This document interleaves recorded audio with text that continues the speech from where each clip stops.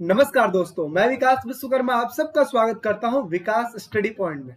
सो दोस्तों, इस वीडियो में हम बात करने वाले हैं क्लास 11 का political science book 2 chapter number 7 जिसका नाम है राष्ट्रवाद। ठीक है, राष्ट्रवाद हम करने वाले हैं, बहुत ही इंपॉर्टेंट चैप्टर है आपका। और वन शॉर्ट वीडियो में इसको हम खत्म करेंगे, यानी कि शॉर्ट वीडियो तो नहीं कह सकते, लेकिन ये है कि 30 मिनट के अराउंड तो ये जाएगा ही।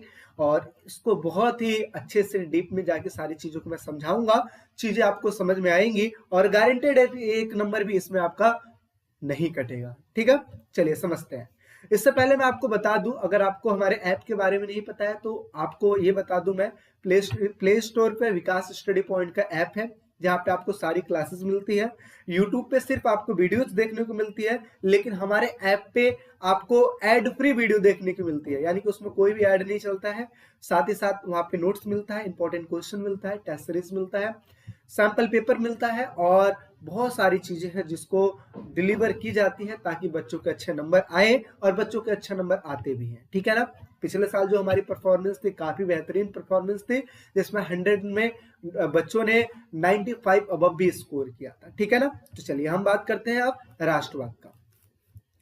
राष्ट्रवाद बेसिकली होता क्या है, इसको समझाने के लिए मैं इनकी इस चीज को दो चीजों में डिवाइड कर दिया हूं। कौन कौन सा? एक मैंने कर दिया है राष्ट्र, दूसरा मैंने कर दिया है वाद।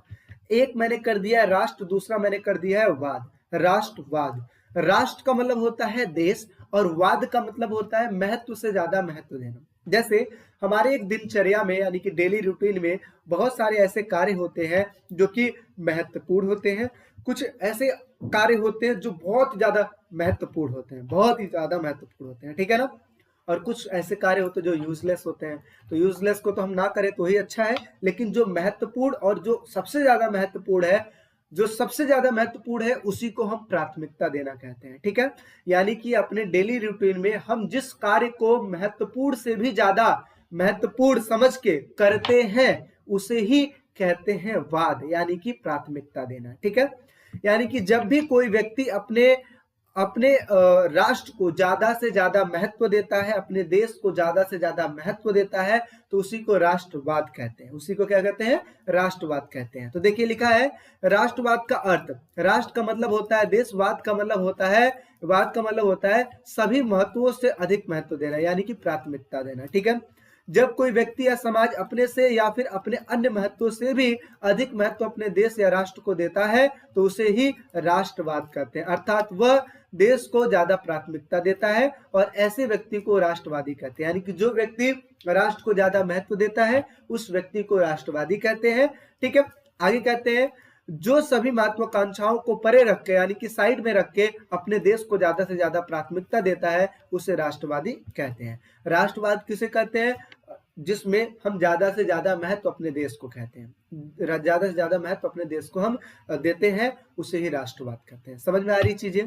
ठीक है, इसके अलावा एक और डेफिनेशन मैं आपको बता देता हूँ, हालांकि मैं लिखा नहीं हूं लेकिन मैं आपको बता देता हूँ ताकि आपको वो डेफिनेशन भी अगर याद आ जाता है तो उसको कर लेना। जैसे फॉर एग्जांपल हम किसी न किसी क्षेत्र से बिलोंग करते हैं ना, बिलोंग। जैसे मैं दिल्ली से बिलोंग करता हूँ, आप भी कई जगहों से बिलोंग करते हो, है ना।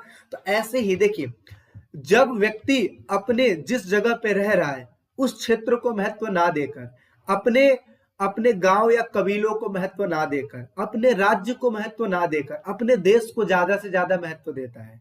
यानी कि दोबारा सुनिए, जब व्यक्ति अपने क्षेत्र को महत्व ना देकर, अपने स्थान को महत्व ना देकर, अपने गांव और कबीलों को महत्व ना देकर, अपने शहरों और राज्यों को महत्व ना देकर अपने देश को ज्यादा से ज्यादा महत्व देता है तो उसे ही राष्ट्रवाद कहते हैं। ऐसा भी डेफिनेशन आप लिख सकते हो। ठीक है ना, समझ में आ रही चीजें? चलिए नेक्स्ट बात करते हैं। अगला अपना जो टॉपिक है राष्ट्र का जो अर्थ है उसके बात करते हैं। अब यहाँ पे मैं आपको बता दूं, अगर जो भी बच्चे नए हैं चैनल पे सब्सक्राइब जरूर कर लीजिएगा, आपको सारी वीडियो इसी पे देखने को मिलेगी। आगे राष्ट्र का अर्थ, राष्ट्र मतलब अभी मैंने बताया आपको देश। अच्छा, देश बोलते किसको है? तो लिखा है राष्ट्र बहुत सारे लोगों के उस समूहों को कहते हैं जहां पर जाति, धर्म, भाषा, स्थान तथा संस्कृति जैसी किसी भी विशेषताओं के आधार पर या फिर किसी और समान विशेषताओं के आधार पर एक और इकट्ठे रहने में अपने जीवन एवं संस्कृति आदि को सुरक्षित समझते हो तथा एक टीम की भांति कार्य करते हो। यानी कि एक राष्ट्र होता है जहां पे विभिन्न प्रकार की जातियां, विभिन्न प्रकार के धर्मों के लोग, विभिन्न प्रकार के संस्कृतियों के लोग एकजुट होकर रखते हैं, और जैसे एक टीम एकजुट होकर रहती है वैसे ये बंदे एकजुट होकर रहते हैं, तो इसी को हम कहते हैं राष्ट्र। जैसे देखते हो भारत वो 28 राज्यों से मिलकर बना है, लेकिन फिर भी एक भारत, मतलब कहते क्या है, भारतीय कहते हैं या फिर भारत कहते हैं। भारत में जो भी रहने वाले लोग हैं उसको भारतीय कहते हैं, और सब पूरे को हम क्या कहते हैं, भारत कहते हैं। ठीक है, तो ऐसे ही राष्ट्र क्या होता है, विभिन्न प्रकार की जातियां, विभिन्न प्रकार के लोग जो होते हैं जहाँ पे एकजुट होकर रहते हैं, ठीक है, समूह बना के रहते हैं और टीम की तरह कार्य करते हैं, उसी को हम क्या कहते हैं, राष्ट्र कहते हैं। राष्ट्र जो शब्द है इसकी उत्पत्ति हुई थी, राष्ट्र शब्द जो कि इंग्लिश भाषा यानी कि अंग्रेजी भाषा में नेशन से मिलकर बना हुआ है, ठीक है, और इसको अगर मैं बात करूं तो इसका हिंदी का अर्थ होता है राष्ट्र, और इसके अलावा नेशन शब्द लैटिन भाषा के 2 शब्दों से मिलकर बना है। कौन सी भाषा, लैटिन भाषा से शब्दों से मिलकर बना है। तो 1 नंबर के क्वेश्चन में ये भी पूछ सकता है कि कौन सी भाषा से मिलकर बना है, तो लैटिन भाषा से। देखिए, तो नेशन शब्द लैटिन भाषा के 2 शब्दों से मिलकर बना है, नेशियो और नेट से मिलकर बना है, और जिसका क्या अर्थ होता है, नस्ल या जन्म, ठीक है, या फिर आप कह सकते हो पैदा हुआ होना। तो ये जो चीज है इसी की वजह से मिलकर राष्ट्र बना हुआ है। ठीक है, आगे समझते हैं राष्ट्रवाद के गुण। राष्ट्रवाद के गुण क्या होते हैं, गुण का मतलब होता है कि जो क्वालिटी होती है वो कौन सी क्वालिटी होती है राष्ट्रवाद की। तो देखिए, राष्ट्रवाद बेसिकली अब यहाँ आपको समझने की कोशिश करना, मैं आपको छोटा सा चीज समझा रहा हूँ। जैसे फॉर एग्जाम्पल के लिए अपना देश था, है ना, अपने देश में हमें पता है कि 200 सालों से अंग्रेज रूल करते हुए आ रहे थे, और आगे चल के हमें जो सफलता प्राप्त हुई 1947 में हमें सफलता प्राप्त हो गई, यानी कि हमारा देश आजाद हो गया। ठीक है, तो ये आजादी में सबसे ज्यादा जो रोल निभाया, किसने निभाया, वो राष्ट्रवाद ने निभाया। राष्ट्रवाद ने कैसे निभाया, अभी मैंने आपको बताया कि राष्ट्रवाद में लोग अपने देश को महत्व देते हैं, ना कि किसी और चीज को, ना कि अपने स्थान को नहीं, बल्कि देश को ज्यादा महत्व देते हैं। ठीक है, उनमें क्या होता है, अगर हम सबके दिमाग में या फिर हमारे जो फ्रीडम फाइटर्स के जो लोग हैं, फ्रीडम फाइटर्स जो थे, अगर उनके दिमाग में या दिल में देश के प्रति भावना पैदा नहीं होती तो क्या हमारा देश आजाद हो जाता, नहीं होता ना। तो सभी लोगों के दिल और दिमाग में अपने देश की परिकल्पना चल रही थी, अपने देश को बनाने की परिकल्पना चल रही थी। जब अपना देश है तो यहाँ पे अंग्रेज लोग क्यों रूल करेंगे। फिर सारे लोगों ने मिलकर क्या किया, आंदोलन करना शुरू कर दिया, और उसके बाद अंग्रेजों को अपना देश छोड़कर यानी कि भारत छोड़कर जाना ही पड़ा, है ना। और ये कैसे हुआ, राष्ट्रवाद की वजह से हुआ। क्या एक व्यक्ति की वजह से अपना देश आजाद हुआ, नहीं, बल्कि सारे लोग मिलकर आंदोलन किए, सारे लोग, किसी का ज्यादा योगदान था, किसी का कम योगदान था, लेकिन सबने मिलकर मेहनत की और तब जाके अपना देश आजाद हुआ था। तो ये किसके बदौलत हुआ, राष्ट्रवाद की बदौलत हुआ। यानी कि राष्ट्रवाद की भावना अगर लोगों के दिमाग में नहीं आई होती तो अपना देश आजाद नहीं होता।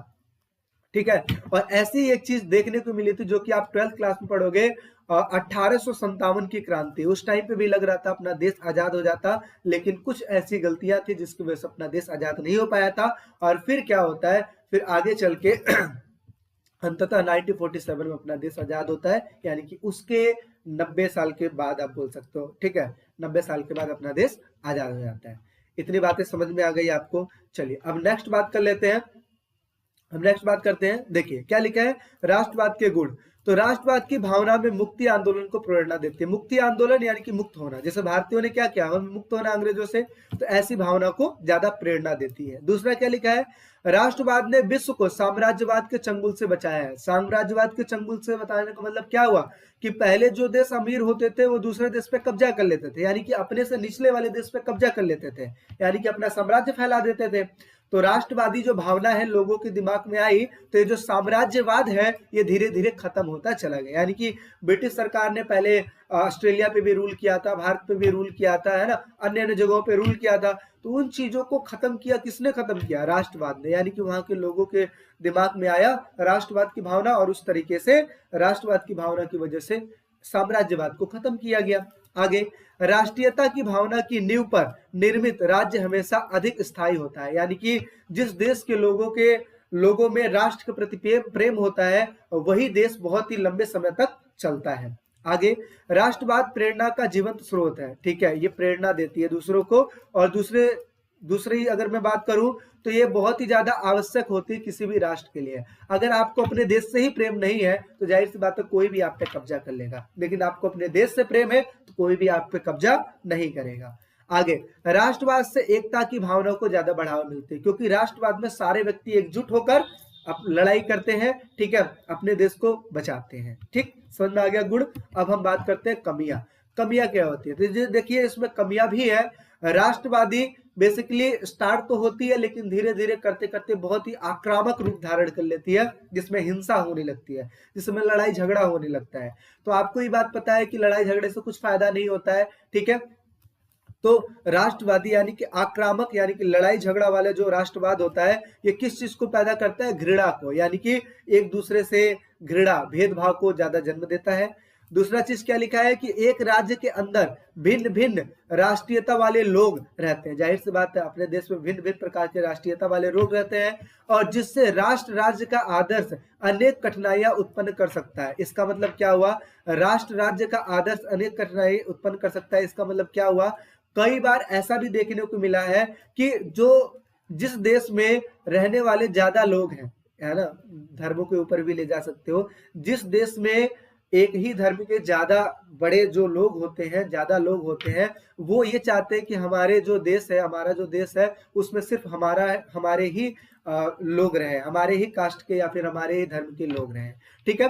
तो ये जो भावना है ना, ये भावना कहीं ना कहीं कठिनाई उत्पन्न कर देती है एक अच्छे राष्ट्रवाद में, ठीक है ना, एक अच्छे राष्ट्रवाद में कठिनाई उत्पन्न कर देती है। जैसे याद करो, जब अपना देश आजाद हुआ था, जिस टाइम पे अपना देश आजाद हुआ था, उस टाइम पे हम सोच रहे थे कि हम पाकिस्तान भारत ये सब एक में ही हो रहेंगे, लेकिन आगे क्या हुआ, आगे चल के पता लगता है पाकिस्तान अलग हो गया, भारत अलग हो गया।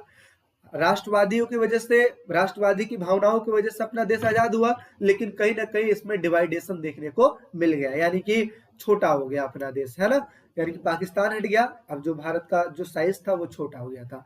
तो कहीं ना कहीं कठिनाइयां देखने को मिल जाती है, क्योंकि पाकिस्तानी या फिर वहां पे मोहम्मद अली जिन्ना ने कहा कि हमें एक अलग से अपना देश चाहिए, और इस चक्कर में उनको अलग से देश देना पड़ा, और फिर ये डिवाइडेशन हो गया था, ठीक है। तो कहीं ना कहीं कठिनाइयां उत्पन्न हो जाती है, ये इसकी कमियां हैं, ठीक है। आगे समझते हैं राष्ट्रवाद के सृजन के प्रमुख कारण, यानी कि राष्ट्रवाद आखिर बनता क्यों, इसके कारण कौन कौन से हैं ना, कौन कौन से कंपोनेंट्स हैं जिसकी वजह से राष्ट्रवाद का निर्माण होता है। तो देखिए, समान विश्वास और एकत्व की भावना, जब एक देश के व्यक्ति सब लोग समान रूप से और देश के प्रति अपनी भावनाओं को प्रकट करते हैं, तो ही राष्ट्रवाद का जन्म होता है।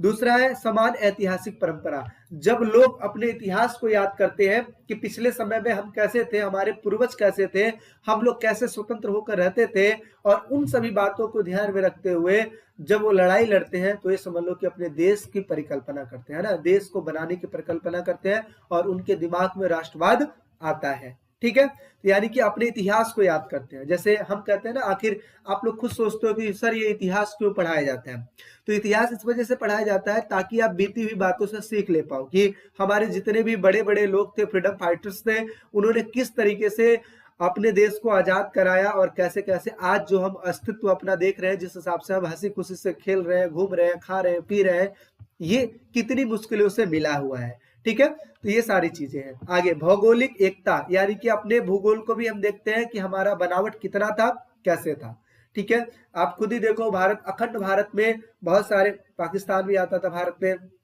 अफगानिस्तान भी आता था भारत में, ठीक है, अखंड भारत था ना उस टाइम पे, तो पूरा भारत तो था ही, बांग्लादेश भी आता था, तो इस तरीके से एक अखंड भारत था। और जब उन सारी बातों को हम सोचते हैं, तो हमें हमारे अंदर जोश आ जाता है राष्ट्र को लेकर कि नहीं यार, ये तो गलत हो रहा है, और दूसरा कोई शोषण हम पे नहीं कर सकता है, हमें ज्यादा से ज्यादा अपने देश को महत्व देना चाहिए।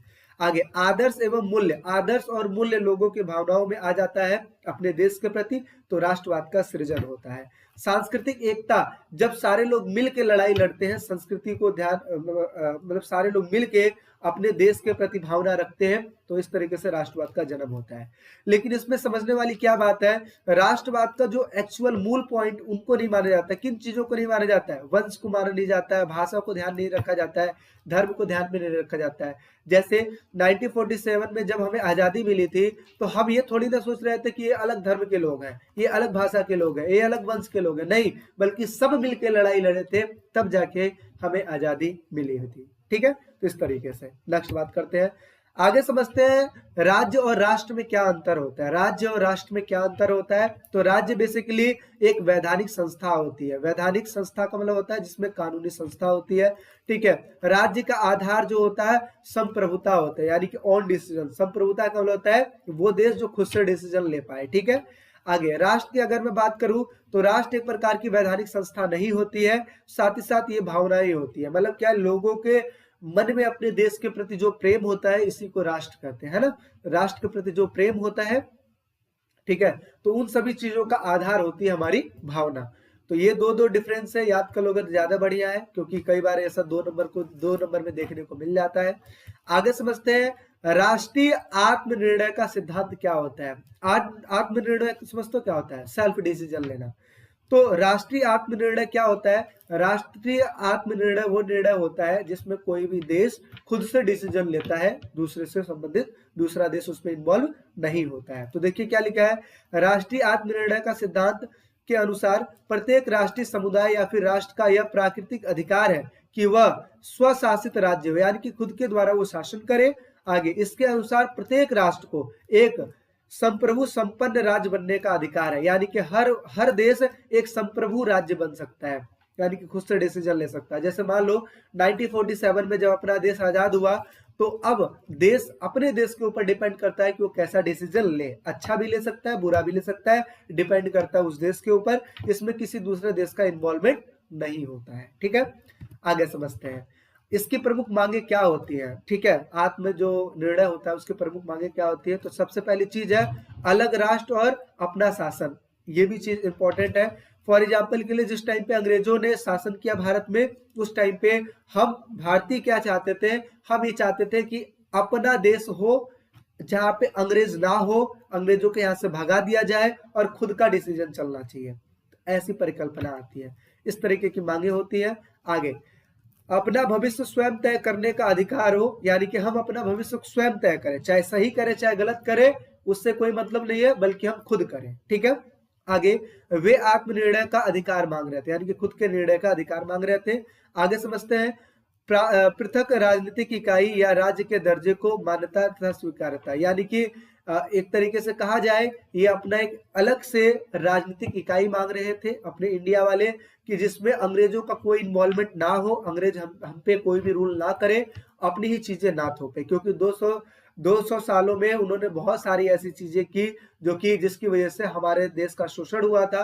तो इस वजह से हम ये चाहते थे कि हमें एक ऐसा राष्ट्र मिले, ठीक है, जिसमें अंग्रेज ना हो, और इस वजह से अंग्रेजों को यहाँ से भगाया गया और अपना जो देश है वो आजाद हो गया। आगे आत्मनिर्णय के आंदोलन से उत्पन्न समस्या, कौन कौन सी समस्या उत्पन्न हो जाती है जी। तो देखिए आत्मनिर्णय के आंदोलन के कारण विश्व को बहुत सी समस्याओं का सामना करना पड़ रहा है। अतः इससे संबंधित निम्नलिखित समस्याएं जो कि निम्नलिखित है, जो कि नीचे दी हुई है। आगे समझते हैं स्वतंत्र राज्य की मांग करना और उसके लिए जान माल का नुकसान करना, हिंसा करना। कई बार ऐसा होता है कि अपने राज्य की, अपने देश की हम परिकल्पना जब हम करते हैं तो उस टाइम पे हमें हथियार भी उठाना पड़ जाता है, ठीक है। जैसे देखते हो ना कि हालांकि कहा जाए तो हथियार नहीं उठाना चाहिए, हिंसा नहीं करनी चाहिए, जितना हो सकता है बातचीत से वो हो जाए। लेकिन एक सबसे लास्ट वाली चीजें होती है साम दाम दंड भेद, ये 4 कैटेगरी है जिसकी वजह से सब इस चीज को अपनाते हैं और इसी की वजह से अपना काम करवाते हैं। पहले बात से, फिर नहीं होता है, फिर उसके बाद फिर लास्ट से, फिर हाथ से, इस तरीके से जो चीजें होती है ऐसे करके करते हैं। तो कई बार ऐसा होता है कि आत्मनिर्णय के वजह से, आत्मनिर्णय आंदोलन की वजह से कई सारे लोगों की जान माल का नुकसान होता है और हानि होती है। आगे समझते हैं एक संस्कृति और राज्य की मांग करना। आत्मनिर्णय का जो सिद्धांत है ये ऐसी भी समस्याएं पैदा कर देता है कि लोग अपनी एक संस्कृति की मांग करने लगते हैं कि हमारा एक ऐसा देश होना चाहिए जहां पे सिर्फ हमारी ही संस्कृति के लोग रहने चाहिए, ऐसा भी मांग करने लगते हैं, जो कि क्या है, समस्याएं खड़ी कर देता है। आगे हिंसा के कारण अल्पसंख्यकों का विस्थापन हो जाता है। अब कई बार ऐसा होता है कि जब हिंसाएं होने लगती है तो जो अल्पसंख्यक होते हैं उनको उस जगह को छोड़कर भागना पड़ जाता है। तो कहीं ना कहीं ऐसी भी समस्याएं देखने को मिल जाती है, ठीक है। इसके वजह से आगे क्या होता है, विभिन्न विभिन्नताओं का अनादर, यानी कि अब मान लो कोई ऐसा देश है, कोई ऐसा देश है जहाँ पे विभिन्न प्रकार की जातियां रहती, विभिन्न प्रकार की, कुछ जातियां ज्यादा ज्यादा महत्वपूर्ण है इस वजह से क्योंकि उनकी संख्या ज्यादा है, और कुछ ऐसी जातियां जिनकी संख्या कम है। लेकिन अगर यहाँ पे ये देखा जाए सिर्फ बड़ी वाली जाति की बात ही अगर सुनी जाए तो ये तो गलत होगा ना, गलत होगा। और जाहिर सी बात है जब आप ज्यादा महत्व बड़ी जाति को दोगे तो जो छोटी जातियां हैं ये अपने आप को मतलब वैसा महसूस करेगी और फिर ये सोचेंगे कि हम हो ना हो किसी दूसरे ही देश में चले जाएं। ठीक है, तो इस तरीके की भावना पैदा हो जाती है, यानी कि विभिन्न जो अलग जातियां होती है उनका अनादर होता है। तो आत्मनिर्णय आंदोलन की वजह से कई सारी समस्याओं को भी देखना पड़ जाता है। सबसे पहले हिंसा देखने को मिल जाती है, दूसरा एक राष्ट्र, एक संस्कृति और एक राज्य की मांग होने लगता है। इसके साथ साथ हिंसा के कारण अल्पसंख्यकों का विस्थापन भी होने लगता है और साथ ही साथ विभिन्नताओं का अनादर होने लगता है। ठीक है, आगे समझ लेते हैं आत्मनिर्णय के आंदोलन से कैसे निपटा जाए, यानी कि आत्मनिर्णय का जो आंदोलन है उससे हम कैसे निपट सकते हैं। तो देखिए क्या लिखा है, समाधान कैसे कर सकते हैं। तो इसका समाधान ये है कि जो अपना देश है अपने देश में लोकतंत्र की व्यवस्था रखो जहाँ पे हर एक व्यक्ति का कंट्रीब्यूशन होना चाहिए देश को चलाने में। साथ ही साथ यहाँ पे समता मूलक समाज होना चाहिए, यानी कि एक ऐसा समाज जिसमें सारे व्यक्ति क्या हो, समान हो, ऐसा होना चाहिए। ठीक है, तभी हम निपट सकते हैं आत्मनिर्णय के आंदोलन से। आत्मनिर्णय सही भी होता है, आत्मनिर्णय गलत भी होता है, कई बार सही भी होता है, कई पॉइंट पे गलत भी होता है। ठीक है, आगे समझते हैं और क्या समाधान हो सकता है। और समाधान ये हो सकता है कि विभिन्न प्रकार की जो संस्कृति है, नस्लीय पहचान है, वो देश में एक समान होकर रहे। ठीक है, एक समान नागरिक होकर रहे और साथ ही साथ मित्रों की तरह व्यवहार करे, तब जाके आत्मनिर्णय के आंदोलन से बचा जा सकता है ना। इस तरीके की चीजें हैं जिसकी वजह से आत्मनिर्णय से बचा जा सकता है। आगे बात कर लेते हैं। एक संस्कृति एक राज्य का सपना लोकतांत्रिक देशों के लिए बाधक है, मतलब रुकावट है। कैसे रुकावट है इस तरह को समझो। एक संस्कृति एक राज्य का सपना क्या कहती है, वो ये कहती है कि एक देश ऐसा हो जिसमें सिर्फ एक ही धर्म के लोग हो, एक ही संस्कृति के लोग हो।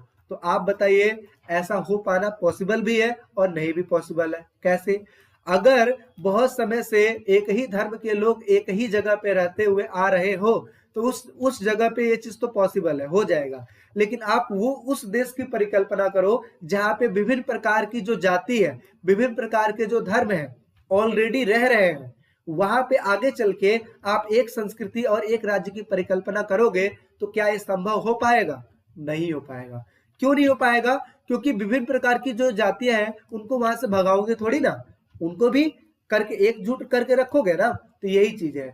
तो एक संस्कृति और एक राज्य की जो परिकल्पना है वो कहीं ना कहीं उस जगह के लिए ज्यादा सही है जहां पे सिर्फ एक ही संस्कृति हो, पहले से चलती आ रही हो, वहां के लिए सही है। लेकिन जिस जगह पे ऑलरेडी बहुत सारे धर्मों के लोग रहते हैं, बहुत सारी जातियों के लोग रहते हैं, वहां पे आप एक संस्कृति एक राज्य नहीं कर सकते, इसलिए क्योंकि ऑलरेडी आप में बहुत सारी विभिन्नताएं हैं। उसमें क्या सॉल्यूशन हो सकता है? उसमें सॉल्यूशन ये हो सकता है कि विभिन्न प्रकार की जो जातियां हैं, विभिन्न प्रकार के जो धर्मों के लोग हैं, विभिन्न प्रकार की जो संस्कृतियां हैं, सबको एकजुट करके रखो, एकता की भावना रखो, समानता का अधिकार दो सबको, है ना। सबको एक जैसे ट्रीट करने की बात करो। कोई भी डिसीजन लो तो सभी को ध्यान में रख कर लो, ऐसी चीजें हो सकती हैं। ठीक है, आगे समझते हैं। एक संस्कृति एक राज्य निम्न कारणों से लोकतांत्रिक देशों के लिए बाधक होती है। जैसे इसमें विभिन्न संस्कृतियां और समुदाय एक ही देश में फल फूल नहीं पाते हैं। जाहिर सी बात है, एक संस्कृति और एक राज्य रहेगा तो विभिन्न प्रकार की संस्कृतियां थोड़ी नहीं रहेगी। ठीक है, आगे ये बहुसंख्यकवाद को ज्यादा बढ़ावा देती है। किसको? बहुसंख्यक, यानी कि एक संस्कृति एक राज्य किसको बढ़ावा देती है? उनको बढ़ावा देती है जिनकी संख्या ज्यादा हो। आगे अल्पसंख्यकों का ध्यान नहीं रखती है। मैंने कहा ना कि अगर एक संस्कृति एक राज्य बनेगा तो उसमें जो अल्पसंख्यक जो धर्म के लोग हैं, जो जाति के लोग हैं, उनके साथ बहुत ज्यादा भेदभाव होने लगेगा और जिसकी वजह से लोकतांत्रिक देशों के लिए बहुत बड़ा खतरा पैदा हो जाएगा। आगे, यह अन्य धर्म और अन्य संस्कृतियों को सुरक्षा नहीं देती है। ये सिर्फ किसको सुरक्षा देती है? उनको देती है जिनकी संख्या जिनकी क्या हो? ज्यादा हो। ठीक है, जिनकी संख्या ज्यादा हो। तो इस तरीके से एक संस्कृति एक राज्य का जो सपना है वो लोकतांत्रिक देशों में नहीं देखा जा सकता है। हाँ, उन देशों में देखा जा सकता है जिन देशों में बहुत पहले से सिर्फ एक ही संस्कृति के लोग रहते हुए आ रहे हैं। ठीक है, आगे समझते हैं।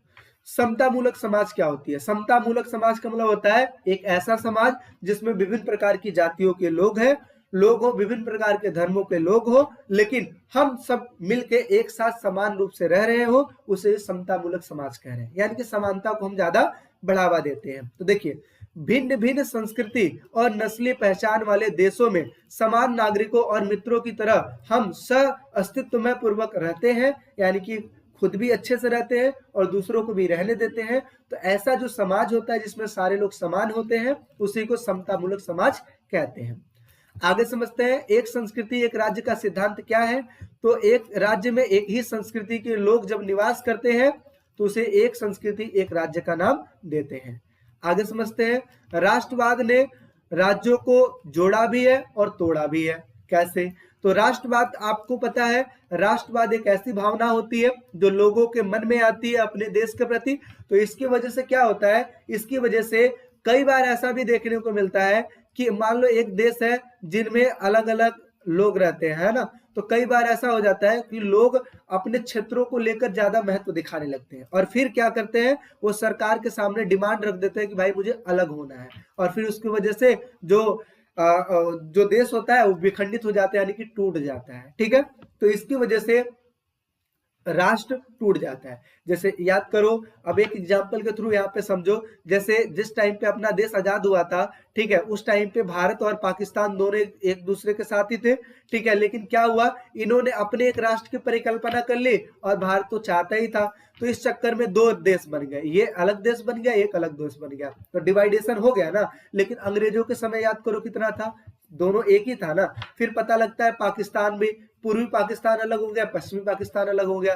तो इस तरीके से क्या होगा, लोगों के दिमाग में जब राष्ट्रवाद की भावना पैदा होने लगती है तो देश टूटने भी लगता है और देश जुटने भी लगता है। ठीक है, जैसे जुटने कैसे लगता है, तो जैसे अंग्रेजों ने हम पे शासन किया तो हम ये पहले तो हम ब्रिटिश इंडिया कहलाते थे, तो इसकी वजह से अंग्रेजों को जब हम यहाँ से भगा दिए तो अपना देश बन गया। तो इस तरीके से अपने देश का निर्माण हुआ, अपना देश आजाद हुआ। ठीक है, और अपने में से पाकिस्तान निकला, तो यानी कि राष्ट्रवाद की वजह से कई बार क्या होता है, देश विखंडित भी हो जाता है। तो यही लिखा है, राष्ट्रवाद ने राज्यों को जोड़ा भी है और तोड़ा भी है। तो देखो लिखा है कि राष्ट्रवाद ने 19वीं शताब्दी के यूरोप में कई छोटी छोटी रियायतों के एकीकरण में बृहत राष्ट्र राज्यों की स्थापना का मार्ग दिखाया। जैसे आज जर्मनी और इटली का एकीकरण जो देखने को मिला है, ठीक है, और जो सुदृढ़ीकरण हुआ है, ये किसके माध्यम से हुआ है, राष्ट्रवाद की वजह से हुआ है। यानी कि जर्मनी और इटली का जो सुदृढ़ीकरण हुआ है, जो एकीकरण हुआ है, वो राष्ट्रवाद की वजह से हुआ है। इसके अलावा जो डिवाइडेशन देखने को मिलता है वो क्या है, किंतु राष्ट्रवाद बड़े बड़े साम्राज्यों के पतन में भी ज्यादा भागीदार रहा है। 20वीं शताब्दी में यूरोप में ऑस्ट्रियाई, हंगेरियाई तथा रूसी साम्राज्य तथा इसके साथ एशिया और अफ्रीका में फ्रांसीसी, ब्रिटिश, डच, पुर्तगाल साम्राज्य के बंटवारे के मूल में राष्ट्रवाद ही था। इसका मतलब ये होता है कि पहले के समय में जो मजबूत देश थे वो छोटे छोटे देशों पे कब्जा कर रखे हुए थे, जिसकी वजह से उनका जो राष्ट्र था काफी बड़ा हो चुका था। लेकिन आगे चल के जब राष्ट्रवाद की भावना लोगों में डेवलप हुई तो जहां जहां पे इन्होंने कब्जा किया था वहां से इनको भगा दिया गया। जब भगा दिया गया तो ये अपने ही क्षेत्रों में सीमित हो गए और बाकी के जो क्षेत्र थे जिनका बहुत पहले था अपना अधिकार, उनका अधिकार हो गया। तो इस वजह से हम कह सकते हैं कि जो राष्ट्रवाद है वो किसी भी देश का निर्माण भी करता है और किसी भी देश को विखंडित करने का काम भी करता है। वही चीज है ना, जैसे अपना एक फोन होता है, अच्छा यूज करोगे तो आपके लिए बेनिफिट होगा, फोन अगर गलत यूज करोगे तो आपके लिए नुकसान होगा। तो वही चीज है, फोन तो एक ही होता है, ऐसे राष्ट्रवाद एक ही होता है। अगर अच्छे वे में यूज करोगे तो देश का निर्माण भी हो सकता है, देश एक भी हो सकता है, और गलत वे में यूज करोगे तो देश विखंडित भी हो सकता है। आगे समझते हैं, बहुलवाद किसे कहते हैं। तो बहुलवाद किसको कहते हैं, तो देखिए अभी हमने ये समझा ना, ये वाला चीज, ये वाला पॉइंट, एक संस्कृति एक राज्य की स्थापना। तो इसमें हमने क्या समझा कि एक राज्य में, एक देश में सिर्फ एक ही संस्कृति के लोग होने चाहिए, तो इसे कहते हैं एक संस्कृति एक राज्य, इसे कहते हैं ना। लेकिन बहुलवाद किसको कहते हैं, बहुलवाद कहते हैं कि जब एक ही देश में विभिन्न प्रकार की संस्कृतियां, विभिन्न प्रकार के धर्मों के लोग रहते हैं तो उसे बहुलवाद कहते हैं। ठीक है, और यहाँ पे जो लोग रहते हैं वो विभिन्न प्रकार के संस्कृतियों से जुड़े हुए होते हैं और सब मिलके एक साथ रहते हैं। देखिए क्या लिखा है, जब एक संस्कृति एक राज्य की धारणा को त्याग दिया गया तब नई व्यवस्था वह होगी जहाँ पे अनेक संस्कृतियां और समुदाय एक ही देश में फलते फूलते हैं। भारतीय संविधान फॉर एग्जाम्पल के लिए भारत में बहुलवाद है, जहाँ पे विभिन्न प्रकार की संस्कृतियां, विभिन्न प्रकार की जातियों के लोग रहते हैं, विभिन्न प्रकार के धर्मों के लोग रहते हैं और एकजुट होकर एक दूसरे से मिलके रहते हैं। ठीक है, हिंदू, मुस्लिम, सिख, ईसाई आपस में सब भाई भाई है ना, इस तरीके से। तो देखिए क्या लिखा है, भारतीय संविधान में भाषाई, धार्मिक, सांस्कृतिक अल्पसंख्यकों की संरक्षा के लिए एक व्यापक प्रबंध किया गया है जिसको कहते हैं बहुलवाद। आगे समझते हैं, राष्ट्रवाद के मार्ग में आने वाली कठिनाइयां कौन सी हैं और इसके दायरे बताइए, यानी कि कहां कहां तक राष्ट्रवाद सीमित हो सकता है। तो सबसे पहले लिखा है धार्मिक विविधता, यानी कि अगर मैं बात करूं तो राष्ट्रवाद जो होता है, राष्ट्रवाद फीलिंग्स होती है, ये नहीं देखती है कि हम किस धर्म के लोग हैं, ये नहीं देखती है हम किस जाति के लोग हैं, बल्कि एक प्रकार की भावनाएं होती है जो अपने एक देश के प्रति आती है। ठीक है ना, तो राष्ट्रवाद का जो रुकावट है या दायरा है वो धार्मिक विविधता तक सीमित हो जाता है। ठीक है, दूसरा क्या लिखा है, जातिवाद। जातिवाद ये जातियों को भी मैटर नहीं करता है। राष्ट्रवाद किसको, जाति को मैटर करता है क्या? नहीं, ये देश के प्रति भावनाएं होती है। क्षेत्रवाद को ज्यादा नहीं महत्व देता है, ये महत्व किसको देता है? देश को ज्यादा महत्व देता है। आगे भाषावाद, ये भाषावाद को ज्यादा महत्व नहीं देता है, बल्कि किसको देता है? राष्ट्रवाद को, यानी कि देश को ज्यादा महत्व देता है। याद करो, जब अपना देश आजाद हुआ था तो क्या उसमें ये देखा जाता था कि आप किस क्षेत्र से बिलोंग करते हो, कौन सी भाषा से बिलोंग करते हो? नहीं ना, बल्कि ये देखा जाता था आप अपने देश के लिए लड़ाई लड़ रहे हो। ठीक है, इसके अलावा आर्थिक विषमता को भी ध्यान में नहीं रखा जाता है। ठीक है, कि कौन अमीर है कौन गरीब है, नहीं, सब लोग एक जैसे ही है, क्योंकि सबको आजादी मिलनी चाहिए। ठीक है, आजादी सबको पानी थी, इसलिए सारे लोग मिलकर लड़े, चाहे वो किसी भी राज्य से बिलोंग करते हो या फिर कोई भी भाषा से बिलोंग करते हो। ठीक है, इसके अलावा नस्लवाद, इसमें यह भी नहीं देखा जाता है कि कौन गरीब है कौन अमीर है, कौन किस जाति से है, साथ ही साथ नस्ल का मतलब होता है कौन स्त्री है कौन पुरुष है, ये भी नहीं ध्यान दिया जाता है, बल्कि ये दिया जाता है कि सारे लोग अपने देश के प्रति अपना प्रेम प्रकट कर रहे हैं कि नहीं कर रहे हैं, तो इस चीज को ज्यादा ध्यान दिया जाता है। आगे समझते हैं, राष्ट्रवाद को बढ़ावा देने वाले विभिन्न तत्व कौन से होते हैं, राष्ट्रवाद को कैसे बढ़ावा मिल सकता है? तो सबसे पहली चीज साझा विश्वास। जब सारे लोग मिलकर एक ही विश्वास रखेंगे अपने देश के प्रति, तो इसकी वजह से क्या होगा? राष्ट्रवाद का बढ़ावा मिलेगा। तो ये लिखा है कि एक राष्ट्र का अस्तित्व तभी बना रहता है जब उसके सदस्यों को यह विश्वास हो कि हम एक दूसरे के क्या है, साथ हैं, तभी तो आजादी मिलती है। आगे साझा इतिहास। इतिहास में क्या है? हम अपने पूर्वजों का गुणगान करते हैं, अपने इमारतों का, अपने बहुत सी ऐसी चीजें हैं जिसमें अपने पूर्वजों के बारे में लिखी हुई चीजें होती है, उनका हम गुणगान करते हैं और करने के बाद एकता की भावना एक दूसरे के मन में भरते हैं और फिर राष्ट्रवाद का वो करते हैं, राष्ट्रवाद की शुरुआत करते हैं। तो देखो ये लिखा है, व्यक्ति अपने आप को एक राष्ट्र मानते हैं और उनके अंदर अधिकतर स्थानीय ऐतिहासिक पहचान की भावना होती है। देश की स्थानीय पहचान का ढांचा पेश करते हेतु वे स्मृतियों का उपयोग करते हैं, साथ ही साथ ऐतिहासिक इमारतों का उपयोग करते हैं, साथ ही साथ अभिलेखों का उपयोग करते हैं और रचनाएं भी करते हैं। ठीक है, साथ ही साथ स्वयं राष्ट्र के इतिहास के बोध की रचना करते हैं, यानी कि जैसे होता नहीं कि इतिहास का निर्माण कैसे होता है, आखिर ये जितने भी फ्रीडम फाइटर्स थे सारे लोग मिलके लड़ाई लड़े थे, तो यही इतिहास बने हैं ना। तो इस तरीके से साझा इतिहास को दोहराया जाता है और फिर जाके राष्ट्रवाद की भावना आती है। इसके अलावा भू क्षेत्र, यानी कि लोगों को बताया जाता है कि ये क्षेत्र तुम्हारा है, इसके लिए तुम्हें लड़ाई लड़नी पड़ेगी, तब जाके लड़ते हैं। आगे किसी भू क्षेत्र पर काफी हद तक साथ रहना और उससे संबंधित साझे अतीत की स्मृतियां जनसाधारण को एक सामूहिक पहचान का अनुभव कराती है, यानी कि एक दूसरे से मिली हुई चीजें आज देखते हो लोग क्या करते हैं, जितने भी है धर्म के लोग हैं इंडिया में, सब एक दूसरे से भाईचारा बना के रखते हैं, चाहे हिंदू मुस्लिम से बनाए, चाहे मुस्लिम जैन से बनाए, चाहे मतलब सब आपस में मिल के बनाए हैं। ठीक है, इसमें ये नहीं देखा जाता है आप किस धर्म से बिलोंग करते हो, बल्कि एक दूसरे की भावनाएं देखी जाती है। हो सकता है हिंदू मुस्लिम इतने बढ़िया फ्रेंड हो जितना हिंदू ना हो, या ये भी हो सकता है कि दूसरे धर्म के लोग इतना बढ़िया फ्रेंड हो वो दूसरे जाति वाले ना हो। तो इस तरीके की चीजें हैं और एक किससे स्टार्ट होती है? अपनी भावनाओं से स्टार्ट होती है। ठीक है, तो यही चीज है, राष्ट्रवाद को बढ़ावा और कौन देता है? भू क्षेत्र देता है, जहां पे हम रहते हैं। साथ ही साथ हम कहते हैं ना, धरती हमारी माँ है, ऐसे बोलते हैं ना, तो यही चीज लिखा है कि इसमें कई लोग, ठीक है, ये थोड़ा सा लिखा है मातृभूमि या फिर पितृभूमि कहते हैं, और कोई लोग कहते हैं कि ये जो जिस जगह पे हम रह रहे हैं वो हमारी पवित्र भूमि है, इसके लिए हम लड़ाई लड़ेंगे, और इसी को कहते हैं राष्ट्रवाद को ज्यादा बढ़ावा देना। आगे समझते हैं साझे राजनीतिक विश्वास। इसका मतलब क्या होता है कि जब राष्ट्र के सदस्यों की इस विषय पर साझा दृष्टिकोण, साझा का मतलब समझते हो क्या होता है, जब सबका साझा मतलब कोई भी ऐसा चीज जो सबकी हो, किसी एक की ना हो बल्कि सबकी हो, उसी को कहते हैं साझा। तो जब राष्ट्र के सदस्यों की इस विषय पर एक साझी दृष्टि होती है कि वे कैसे राष्ट्र बनाना चाहते हैं, शेष तथ्यों के अतिरिक्त वे धर्मनिरपेक्ष राज्य, लोकतंत्र और उदारवाद जैसे मूल्यों और सिद्धांतों को स्वीकार करते हैं, तब यह विचार राष्ट्र के रूप में उनकी राष्ट्रीय पहचान हो जाती है। आज अपने देश की पहचान क्या है? हम है धर्मनिरपेक्ष देश, ठीक है।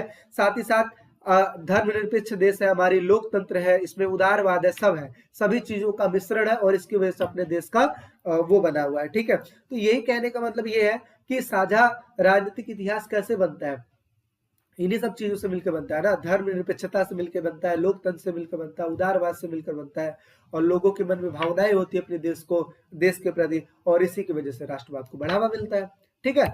आगे समझते हैं साझी राजनीतिक पहचान क्या होती है। तो देखिए क्या लिखा है, हमें जैसे देखिए ऐसा भी तो है कि अगर हम इस देश के निवासी हैं तो हमें एक पहचान भी तो मिला है, जैसे हम भारतीय हैं, कैसे पता लगता है जी, तो हमें पता है, हमें डॉक्यूमेंट्स मिला हुआ है, साथ ही साथ हमें एक टाइटल मिला हुआ है, साथ ही साथ हमारा एक झंडा है, राष्ट्रगान है, राष्ट्रगीत है, ठीक है, राष्ट्रध्वज है, इसके अलावा राष्ट्रीय पक्षी है, बहुत सारी चीजें हैं।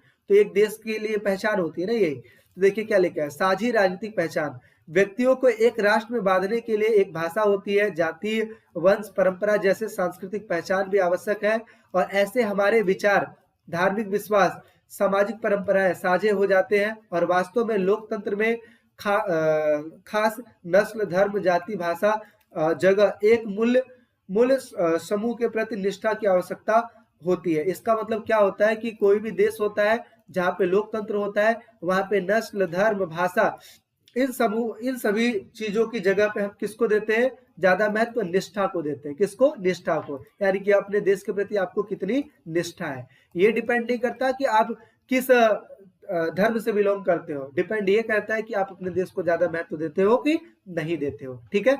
तो इस तरीके से ये जो चीजें हैं राष्ट्रवाद को बढ़ावा देने वाले तथ्य है, मोस्ट इंपॉर्टेंट है, 4 नंबर के क्वेश्चन में पूछता है। समझ में आ गई बातें?